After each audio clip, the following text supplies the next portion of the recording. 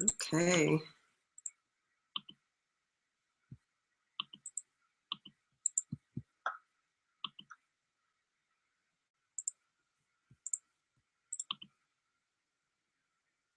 Hey, there we are. There you are. Welcome. I'm so glad you could be here. And I want to ask you a question just as we get started.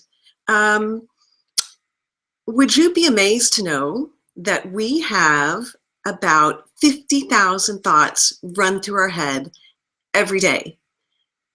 And 70 to 80% of those thoughts are actually negative. So if you're like millions of people on the planet, you've got this negative litany running through your head all day long. And so my question is, do you let that litany rule your life, or are you in charge of what you think about? Now, I know I, for one, used to be ruled by my thoughts, by those negative thoughts, that negative litany. And that's what we're going to talk about today as one of the pieces, one of our 3 powerful practices. It has to do with that whole idea of those tens of thousands of thoughts running through our head. And before we get started, I'm just going to do a quick introduction of myself, and then we're going to dive into some great content, and then I'm going to make a couple of offers to you, and then we will have some Q&A. So hang out till the end, and I have a special offer after the Q&A, so you want to make sure to stick around for all of that. And let's dive in. I am, as hopefully you know, Natalie Rose, your Chief Empowerment Officer, and we are going to talk about today 3 powerful practices to help you overcome obstacles and feel more in control of your life. Now, as I said before, I, for one, have dealt with that whole piece around my thoughts running my life and not feeling very in control of my life. So I'm going to share a little story, a little background. And I was reflecting on my life the past few decades as I was preparing for this webinar for you.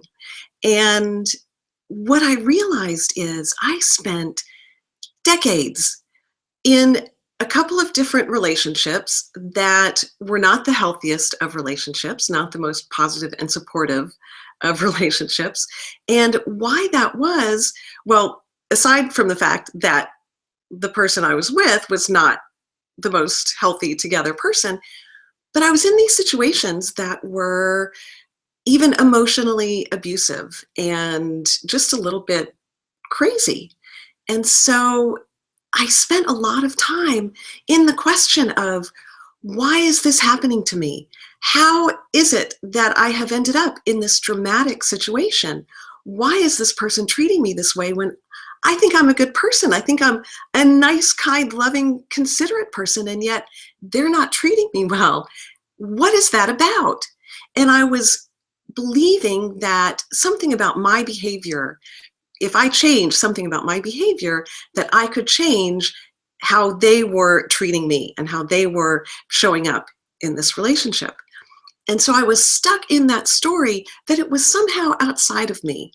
The control of the relationship and the trajectory of the relationship and the quality of the relationship were all outside of my control.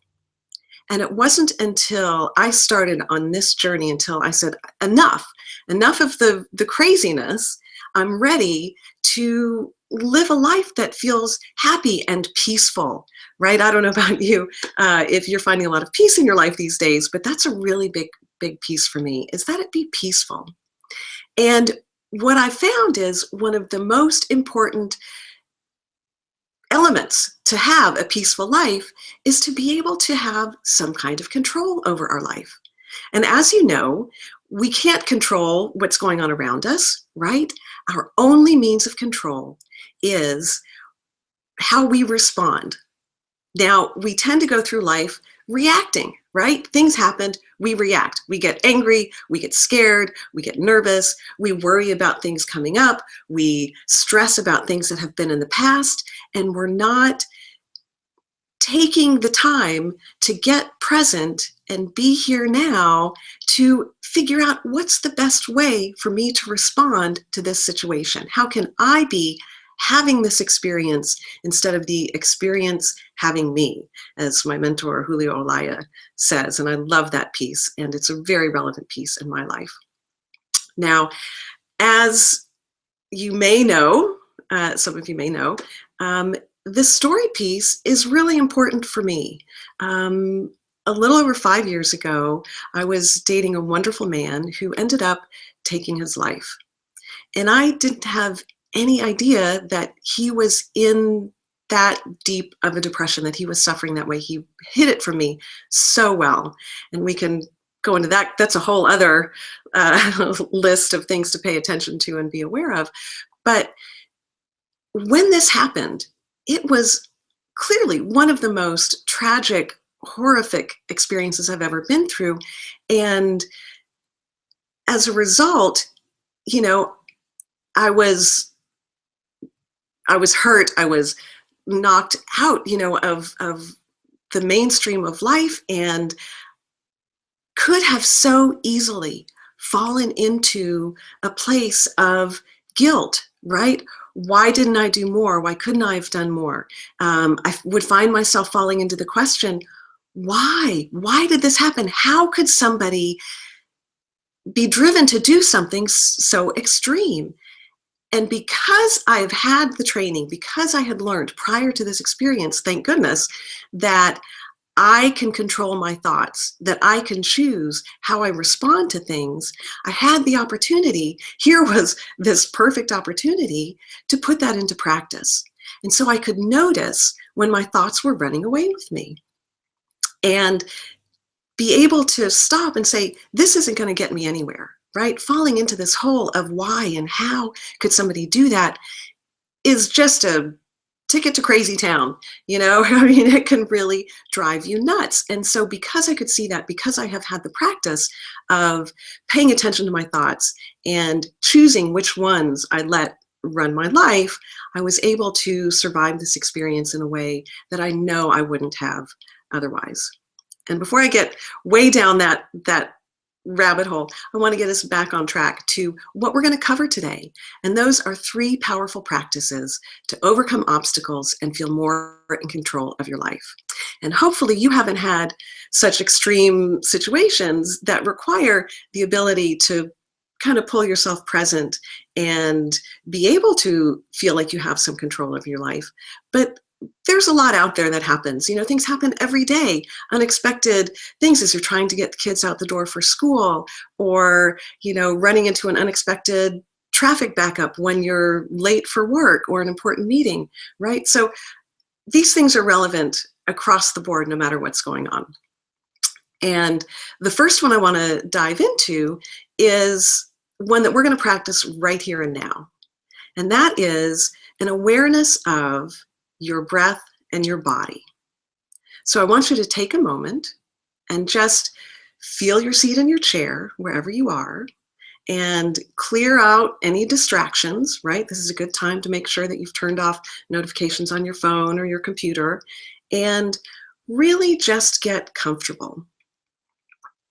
And I want you to sit comfortably straight, feel your seat in the chair and your feet on the floor, and just notice, right? Did you have to sort of untwist yourself, or were you already sitting comfortably? And now just notice, pay attention to your breath. Without changing anything, just notice. And this is good for me because in the excitement of getting ready for this webinar, I notice that I'm breathing up in my chest a little bit, right? And a little bit shallow. And what I want us to do in this moment is to notice what's happening, right? Some of us tend to, or I should say most of us tend to live in that place, right? Shallow breathing up in our chest, a little bit constricted. And it takes just a little attention, right? Just a moment to sit and be present and breathe. And so I invite you to breathe with me. We're just going to take 3 deep, slow belly breaths. And so again, sitting comfortably straight, feet flat on the floor, rest your hands in your lap. They can be palms up or palms down, whichever is most comfortable for you. And we're just going to breathe in slowly to the count of 4, and starting from your belly and letting it come all the way up to your chest. And exhale with some noise and enthusiasm. And again, another deep belly breath.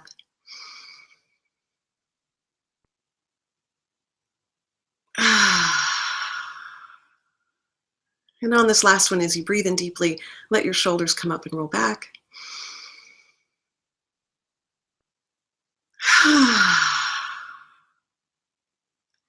Phew. I don't know about you, but that changes everything for me. And part of why that's so important is because how we're breathing affects what's possible, right? It affects our stress level and the hormones that are generated when we're under stress. It affects our heart rate and our blood pressure, right? And it affects the functioning of our brain. When we're stressed and generating all that cortisol, all that stress hormone, we're sort of limiting what's possible for our brain to process, right? We're going into that fight or flight extreme moment, right? So just noticing how you're breathing. And a part of that is noticing your body, right? How are you showing up?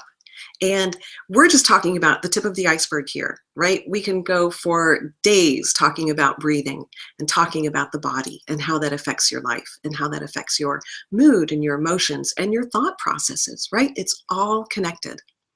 But what we're going to talk about today, just that tip of the iceberg, is noticing your breath and getting into the practice of stopping and taking a deep breath. Even better, 3 deep breaths. At a regular time. If you sit at a desk all day, set an alarm. I'm sure you've heard this before. Set an alarm. You should be, 1, getting up and walking around at least for a few minutes every hour, but also taking a few minutes, just even a few seconds, to just take a deep breath, right? It will absolutely change everything. If you're in a stressful situation, is another time, right? If your partner or your teenager is antagonizing you and you feel that heat rising and you feel that anger rising and you're about to say something that isn't going to help the situation, then take a deep breath, right? Just stop and if it has to be sort of that angry snort, right? That's okay. Just get to that breath and the next breath will be a little bit easier. But taking that breath is going to change what's possible. It's going to change what's possible for you in that moment and how you choose to deal with the situation, right? You don't have to let this situation overtake you and your sanity, as it's so easy for it to do for all of us. And as part of noticing that breath is also noticing your body, right? I want to have you right now just lean over and grab your ankles, and I'm going to do that for a second here. And while you're leaning down in this position, and I may disappear from you, is to say, I am so happy, right? Leaning over, grab your ankles, there I disappear, and say, I am so happy. Now, sit up. How did that feel, right? Did you feel happy? Did you feel like a lot of joy was possible in that place? Probably not. It's a little weird, that incongruence from that contracted place trying to express joy, right? And as I even talk about it, joy is expansive, right? So what if you sit up straight, sit up tall, you can even stand up if you're in a place to stand up. I want you to roll your shoulders back and lift your chest from your heart. And this is hard for a lot of people. We tend to be really guarded in our heart. But lift your heart, shoulders back, chin up, and say, I am so depressed. I am so depressed. Did you feel depressed? Isn't that just the strangest thing, right? That without even realizing it, what we do in our body can have a complete influence over how we feel and over how what's possible, right? So coming back to that situation, if you're feeling tension with your partner or feeling tension with your teenager or your boss or anyone or the person in front of you in the checkout line, right? Notice, are you clenched? Are you tight? Are you letting that anger sort of affect your body and pull you in? A great opportunity to take that deep breath, but to also just relax, right? Roll your shoulders back. Make sure you're not clenching your jaw, right? Notice if you're squinting, right? So there's a million, that's the technical number, is a million muscles in your face, right? Hundreds of little muscles in your face. And we can clench every single one of them when we're tense, when we're angry, when we're scared, right? So noticing what's going on. In any given moment, you can stop and take a breath and pay attention to what's happening in your body. For example, consider if you were leading a meeting, right, of a creative team, and you want this team to come up with a dozen great ideas for a new campaign, right? And these are your most creative people, and they're a little bit quirky, right? And a little bit sensitive because they are your creative team. And if you come in there in a CEO personality, that driver personality, and you're saying, all right, people, give me some ideas. I need your best ideas right now. Does that feel conducive to creativity? I don't think so. But what if you were to kind of kick back in your chair? You know how that is. You've seen the guys that are really comfortable and they almost put their feet up on the conference table. You don't have to go that far. But just being more open and relaxed and inviting them to create, right? To let them feel open and feel safe. And so that in itself is just such a huge piece. And what I'm giving you, again, the tip of the iceberg, just, sort of a super basic introduction to here's something you can pay attention to that can completely change your life.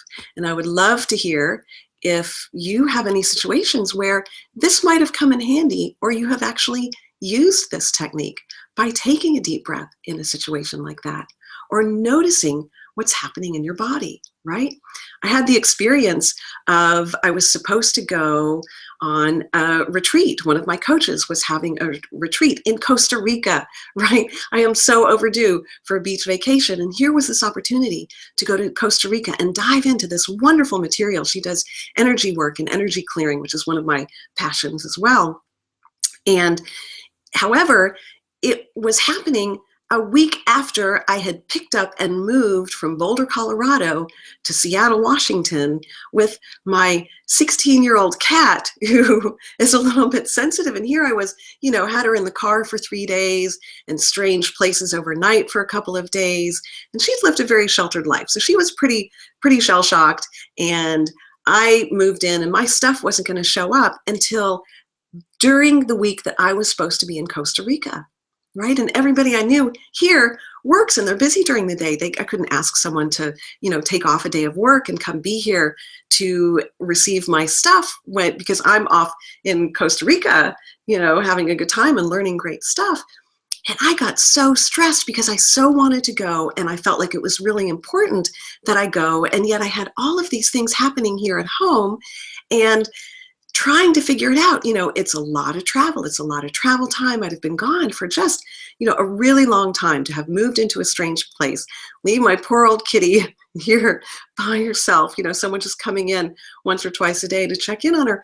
I was a little concerned for her mental health. And I was a little concerned for my mental health with the stress of what's going to happen when all this stuff shows up if I'm, in another country, right? So anyway, I was getting all stressed out.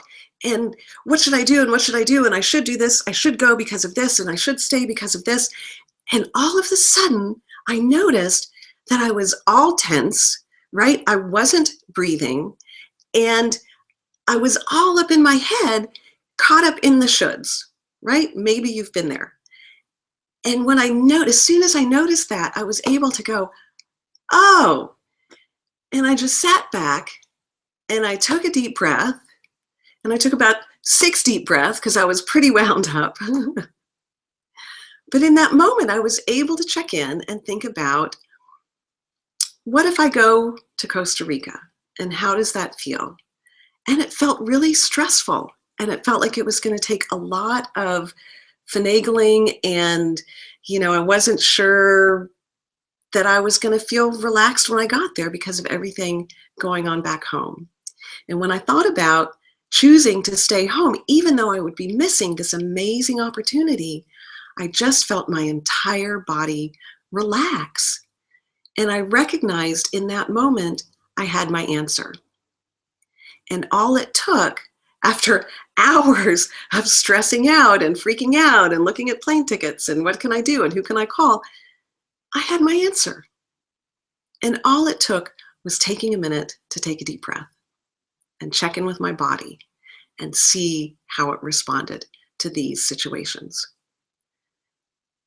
So I invite you to practice that, right? It doesn't come perfect the first time, like everything that I'm sharing with you. It's a practice, and it starts with that awareness. So if you notice yourself getting angry or getting stressed out or getting really scared or nervous about something, notice that. And that's your opportunity to just stop and take a deep breath. You may go right back to being angry or scared or nervous or whatever, but you've started the process, right? And I want to congratulate you for showing up today, because that's part of the process too, is recognizing that you would like some assistance in feeling more in control of your life. And that's where life changes, right? Is having that awareness and taking that step. One of the other pieces to this whole overcoming obstacles and feeling more in control of your life ties back to the story I was sharing before about the stories that I was living in, right? That kept me trapped in these crazy relationships because I wasn't able to see that I really did have control.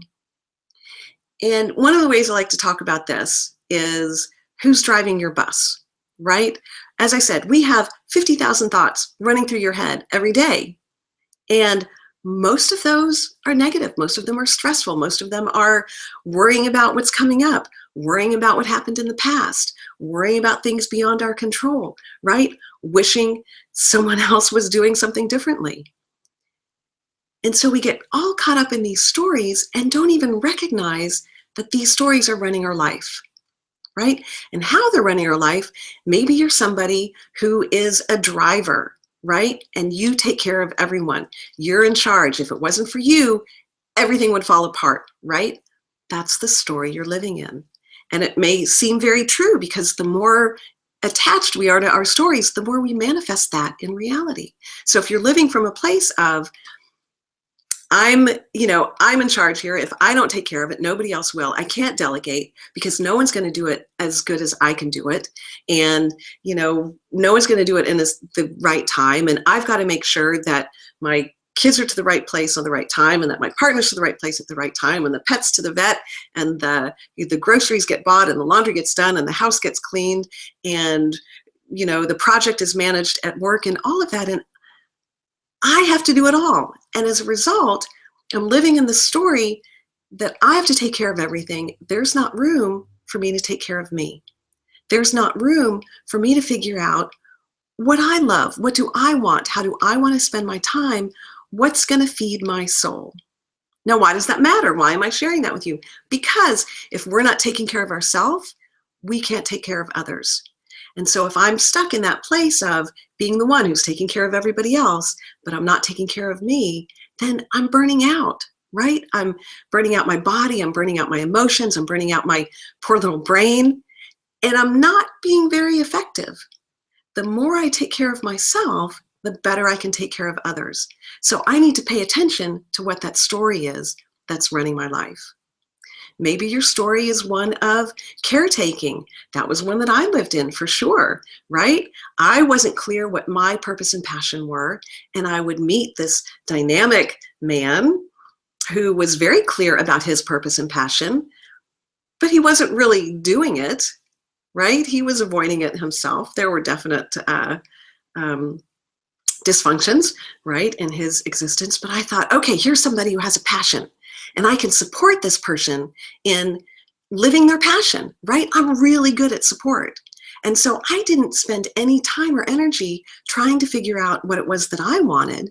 I just bent over backwards to take care of this person and support this person so they could be all who they could be. I was in love with their potential, right? And the problem with that is they weren't willing to do the work. They weren't interested in achieving their potential. They weren't interested in really living their passion. They were more interested in staying stuck in their story.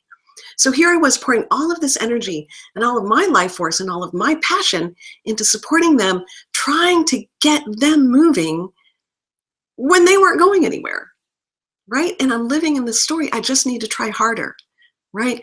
They need to believe in themselves more. So if I love them more, if I believe in them more, if they see how much I believe in them and love them, then they'll believe in themselves, right? And so here I was stuck in this ridiculous spiral of, it's about me. I can change them. I can help them. I can, be complete by helping them live their life. And it wasn't until I recognized that you can't change somebody who doesn't want to change, right? It was a really important story for me to recognize in myself that how they're living, how they're reacting is not about me. It doesn't matter if I'm the most amazing, perfect partner in the world. If they're not willing to be a perfect partner in exchange, that relationship is not going to work, right? I can kill myself trying to make them happy, but if they don't want to go there, that's not going to happen. And it's up to me to recognize that I need to take control of my life, and I need to take control of my thoughts and get myself back to what's important for me. What is it that I need to do? And actually, one of those stories that I think is so important that I think a lot of us struggle with is, I don't think I believed that I was worthy, right? Here were these dynamic people who had this passion, who had this talent, and they were worthy of being recognized for their talent and being successful. But I didn't see that in myself, right? So my story was, I can't put myself out there because one, I don't know what it is that I want to do. And two, even if I did, I'd have to be perfect before I started, right? I was 20 years old at school at George Washington University in Washington, D.C., a long time ago. And I was really loving photography and considering declaring photography my major. But I was comparing myself to my professors who had been doing this work for 20 and 30 years and already falling into the story of, I'm not good enough. I'm not where they are. I couldn't possibly declare this as my major because I'm not good enough, right? So here was this story that I was so immersed in of, I have to be a master before I begin, right? And that's, as I think about that, that's affected me in learning languages and things like that, because to really learn a language, you have to be willing to speak it and you have to be willing to make mistakes. And for me, it was like, no, I need to be perfect before I practice it, which really doesn't make any sense. But I don't think I'm alone in having that. It's very much that perfectionist piece, right? I'm not going to put it out there unless it's perfect. I can't begin until I have absolutely mastered this talent, right? I have to be the best coach on the planet before I can go out and get clients, right? Well, that's ridiculous. How can I be a great coach if I don't have clients? So it's been really fun over the years, getting to discover who I am and what I love and what my strengths are, but it has definitely required me being willing to see that I am capable, right? That I can get out there and make a difference and I don't have to be perfect, right? If I wait until I'm perfect, I've missed the opportunity, right? And so I invite you to look at, what are the stories that are running your life, right? Is it that you're not worthy of following your passion? Is it that somebody else is more important and has a more important job to do in the world, right? A more important calling? What's the story that's keeping you from finding what you love? What's the story that's keeping you from living the life of your dreams, right? Take a minute and see what those are. We tend to adopt those from what our family has said, right? From when we hold on to a lot of stories from when we were really small, Maybe you had an elementary school teacher who wasn't very nice and didn't have nice things to say to you, and you internalized all those messages, and you're still living from that place of, I'm not very smart, or I don't have this skill. That's not something that I'm good at, right? So, what sort of limiting beliefs are you looking in? What are those stories that are running your life? But then also, on the other side is being able to acknowledge what you're good at. And one of the things I'm good at is starting stories and going off on a tangent and losing my place.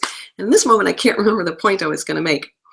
So let me take a minute to find my story of what I was going to share. Oh, right. Here's another piece. A story that we tend to live in is those things that I'm good at, they can't really have much value. It comes so easily to me. No one would want to pay for that. I'm sure everybody can do it. It's really easy for me, right? Do you have that going on? That's a huge piece that we have to get over, is recognize that most likely the things that come easiest to us have the most value, right? Those are our gifts. Those are our talents. And especially if they're things that we love to do that really light us up, those are clues that that's what you need to be doing in the world, right? And I invite you to look around and figure out some of those things that you're really good at. And look around at the people you know. You can even ask, but some of it is just watching, right? What is it? Do they have that same talent? Do they have that same ability, right? Notice the fact that there are things that you're good at that other people aren't. And notice that other people have skills that you don't. And it doesn't mean that you are somehow less than they are. It might mean that you guys are a perfect complement for a business project, right? Or to go out and plan a camping trip or something, right? One of you is the detail person. One of you is the big adventure person and is going to, have that big vision. And the other person is going to be the support to make it happen. Like, for example, my support person today, my Chief Technical Officer, Danielle, I couldn't do this without her, right? And I am so grateful that I have this opportunity to find someone who's so good at the technical side and who loves doing this work, right? That she can support me. And here we make this great team that I get to show up and do this. And I know that I've got someone who has this incredible skill supporting me. So I don't have to worry about having that skill. So again, I've kind of gone around in circles. There are so many ways we could dive deeper into this piece around story and the stories that are running your life. So I'm just going to leave this spot with, I invite you again. What are the stories that are running your life? Do you live in a positive story and one about potential?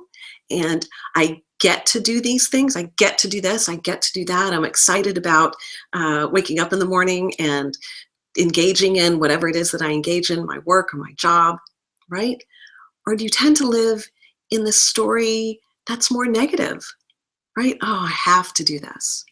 I have to do that. I have to take care of this. I have to go to my job, right? Instead of, I get to go to this job that supports me, right? I have to go to my job because I'm not loving it.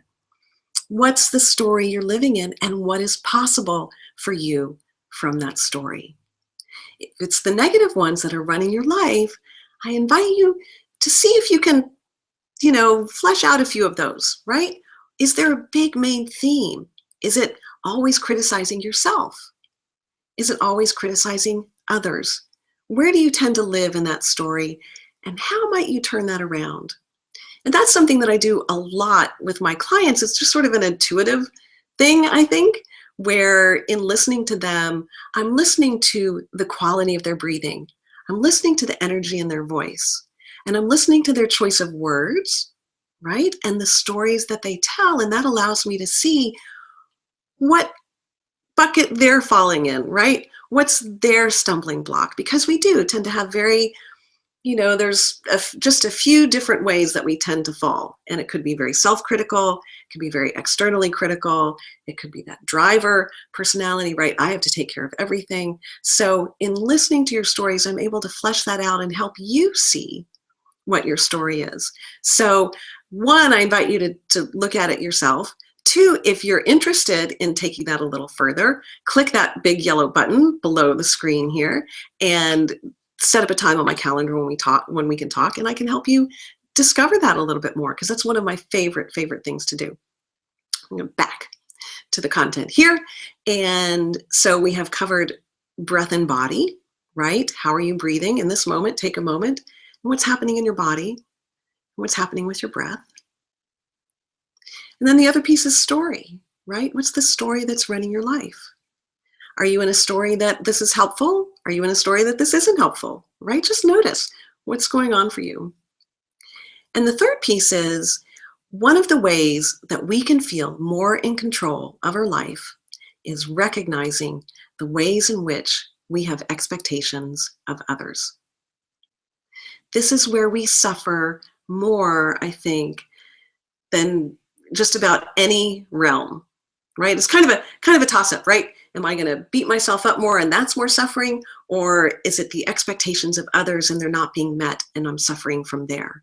Now, maybe you're familiar with Byron Katie, the work of Byron Katie, and she deals with this a lot, right? These false beliefs and these expectations. So that's another piece that we really dive into when we go deeper, is this process that allows you to see what your beliefs are and how to turn those around so you stop suffering. But even without that, in this moment, looking at, what are your expectations of others? How are they disappointing you, right?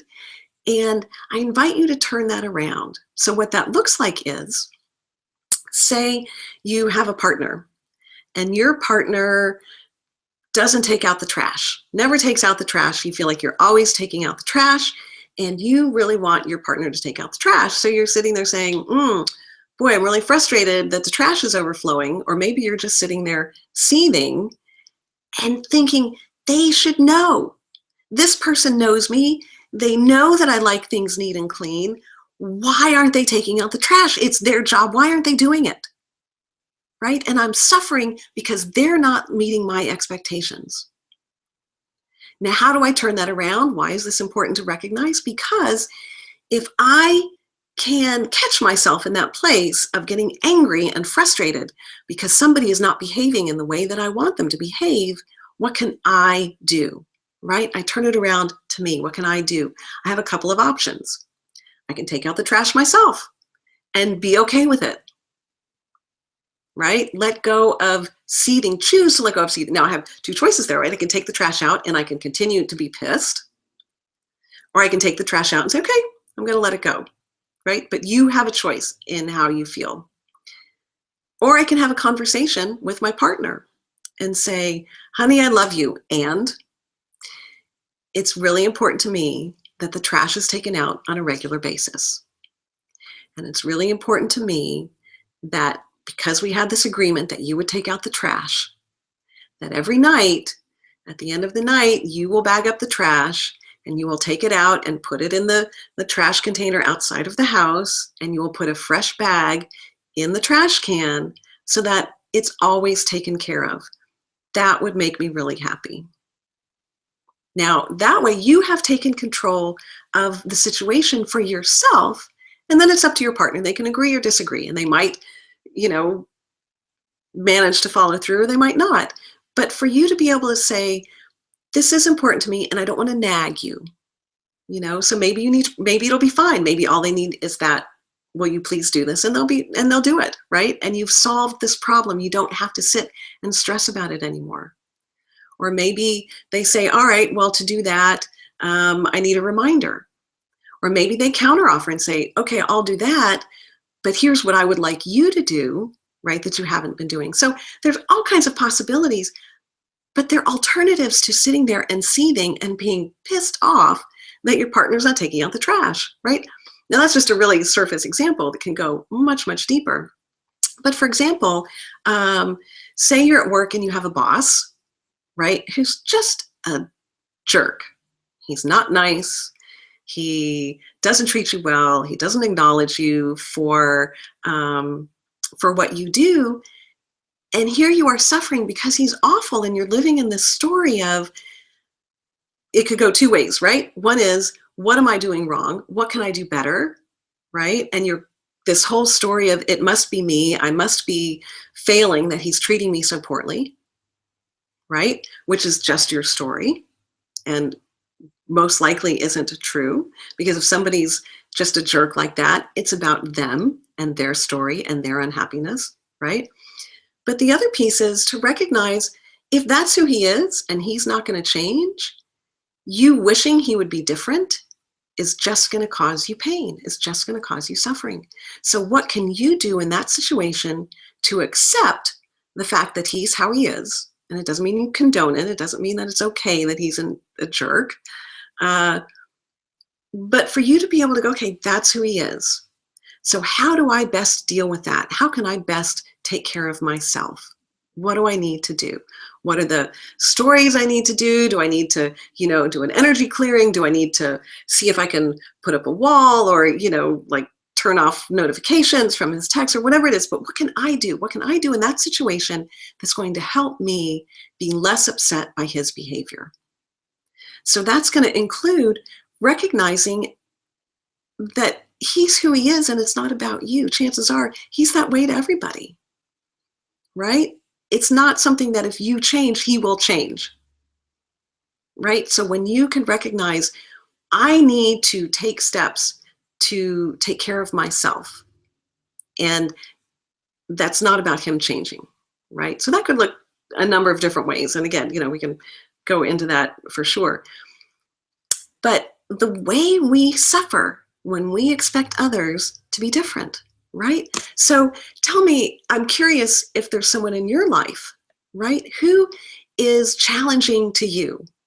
Do you have a teenager, right, or even a younger child who you really want to be different, right? Their attitude is driving you crazy, or you think they're really lazy, or you think they don't care enough about certain things, and it's making you crazy because they're not being who you want them to be, right? You can take back control.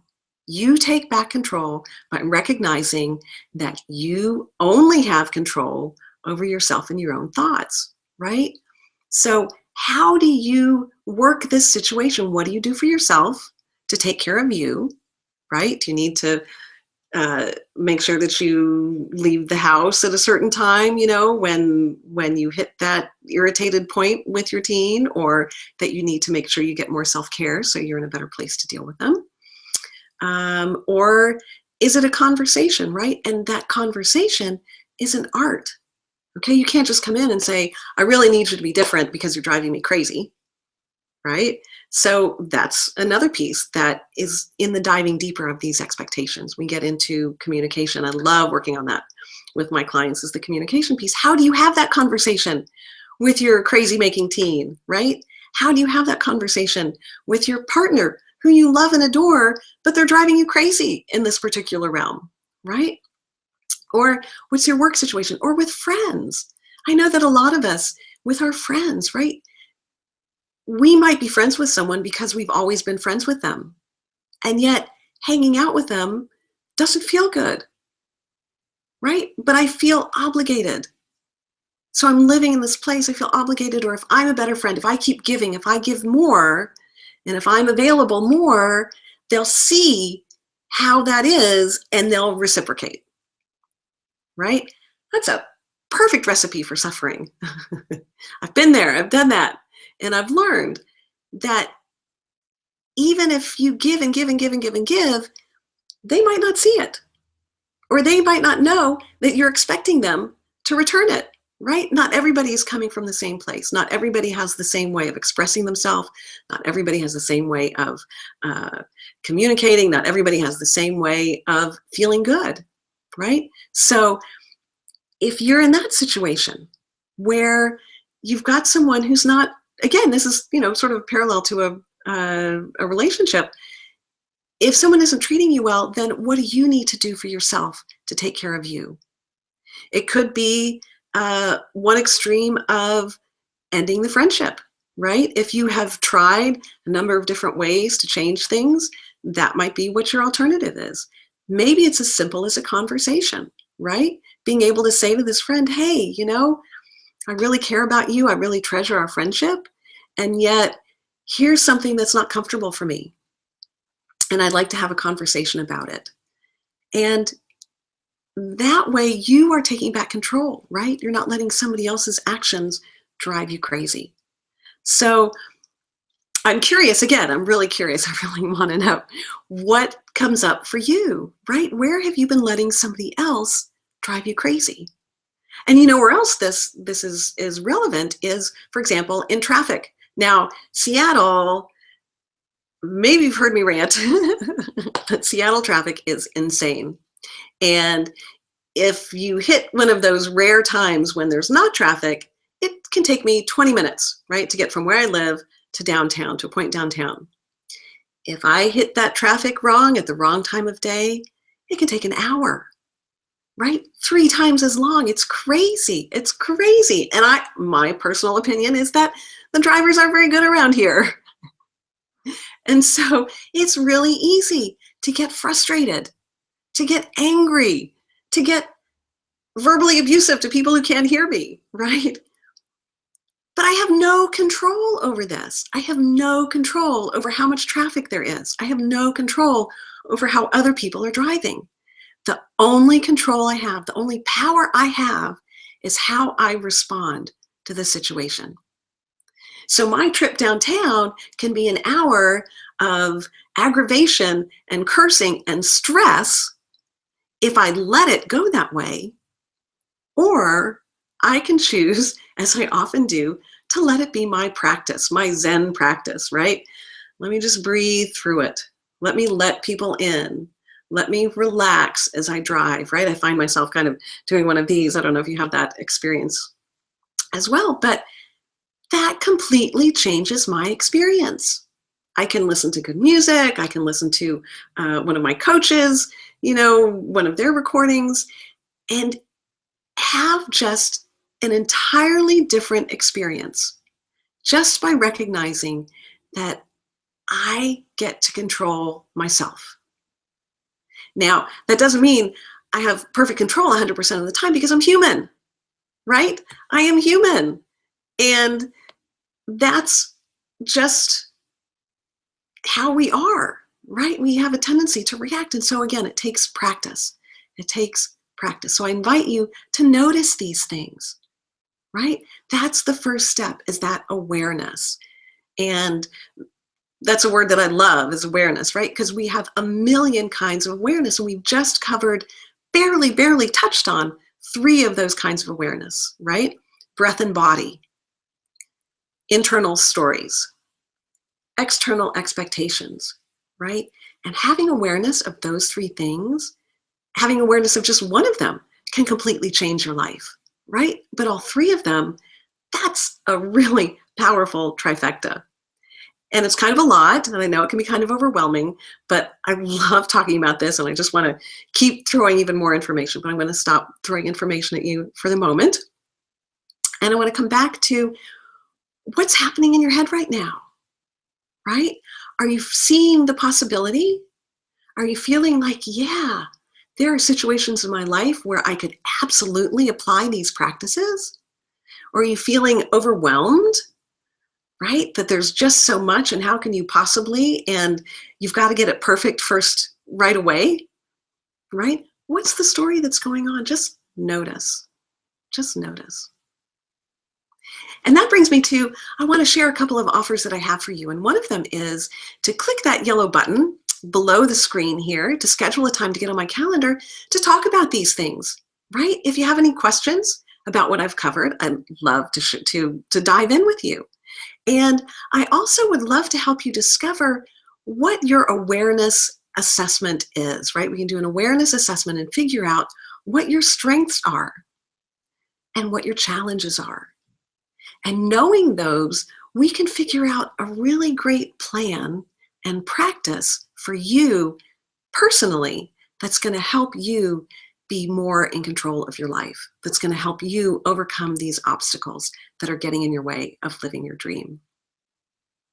So please hit that big yellow button that says let's talk, schedule a time, and let's dive in. Let's do that awareness assessment. Let's figure out where you're strong and where you're already able to strengthen and really get some support from those areas that you're already strong in that will help you start to strengthen those areas in which you're challenged. And the other piece is, I've had some openings in my schedule And so I have some availability to take on some private coaching clients.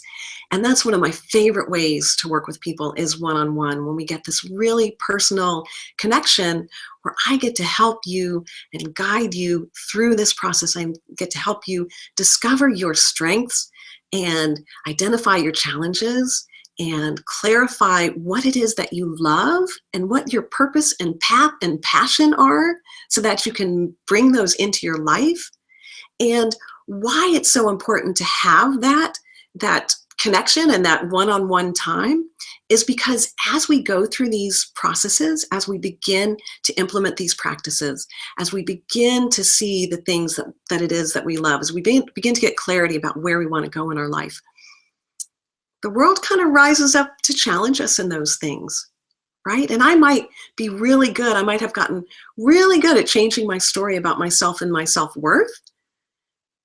But all of a sudden, a couple months down the road, as I'm trying new things and diving into new things and starting to go in the direction of my passion, then that doubt's going to come up and those challenges are going to come up. And that's where it's so important to have that support and guidance, right?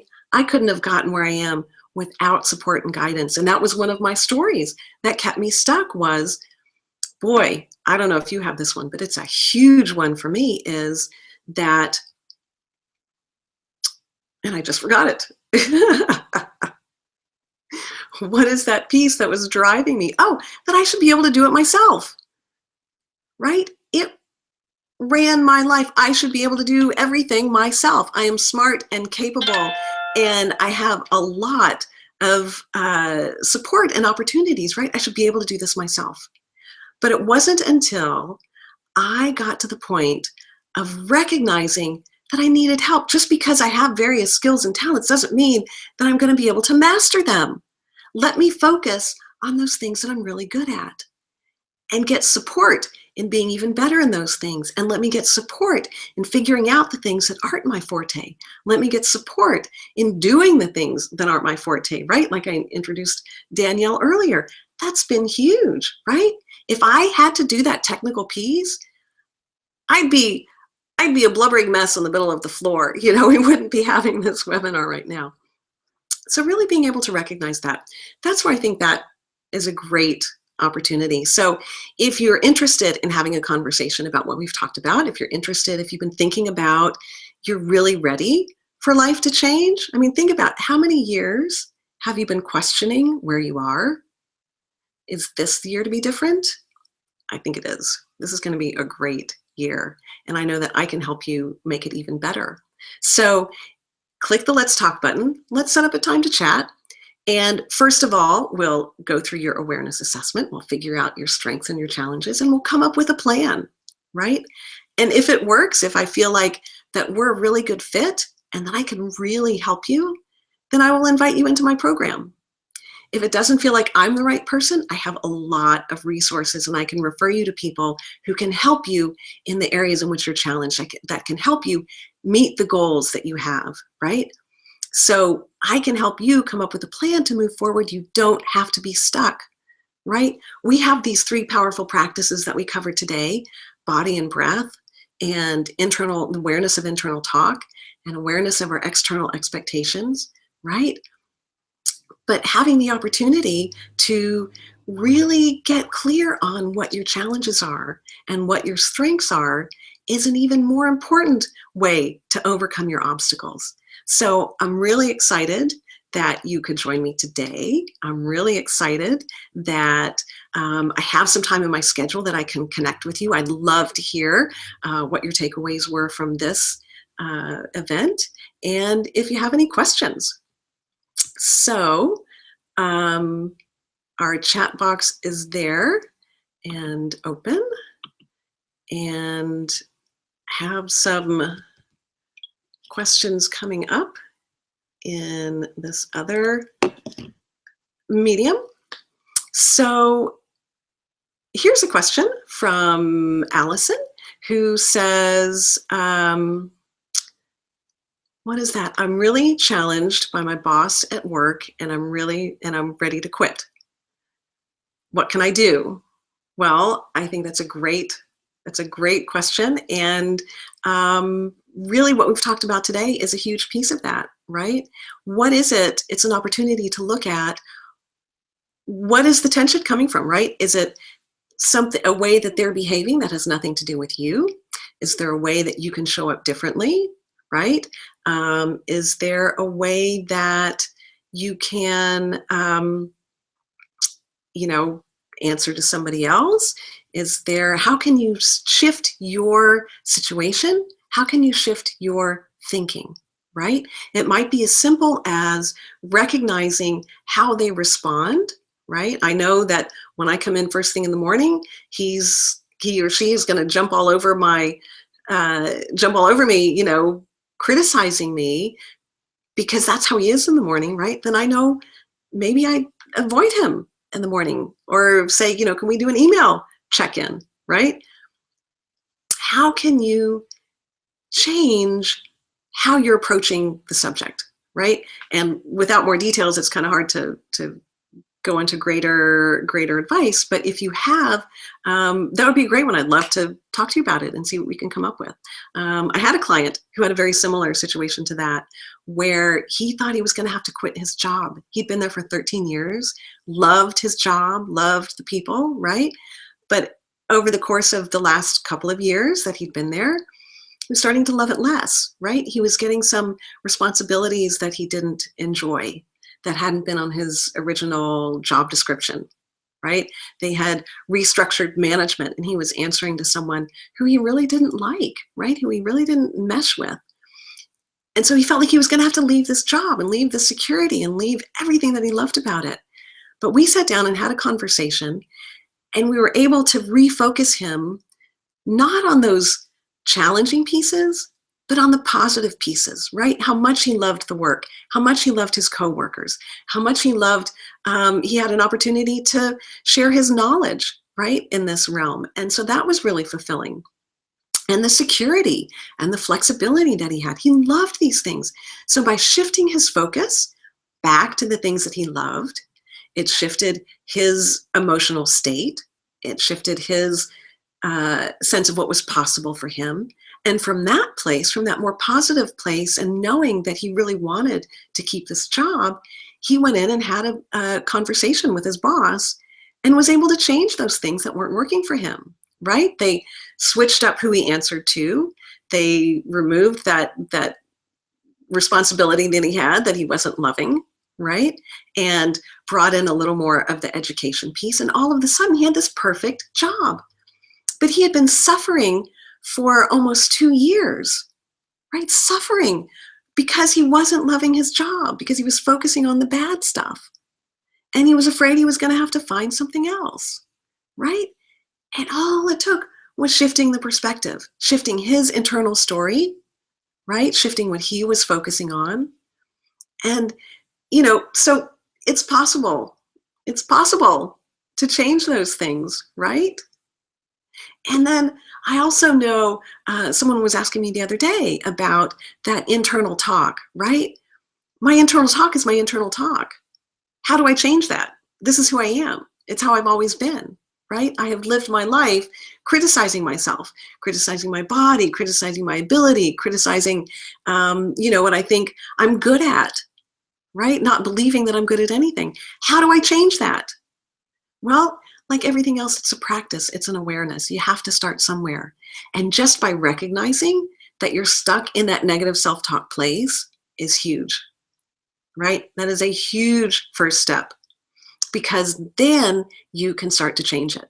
Then you can see where it's coming from. Then you can choose the stories that you want to run in your head instead.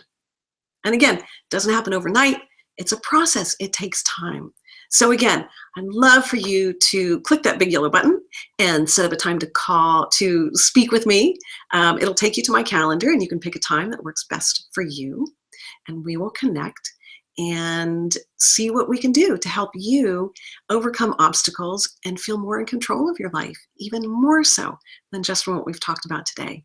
So again, thank you so much for being here today, for taking the time. I want to commend you for honoring yourself by taking the time, whether you had to rearrange your schedule and find childcare, or if you were just looking for the perfect thing to fit into this time slot, right? Whatever it was, you have honored yourself by showing up.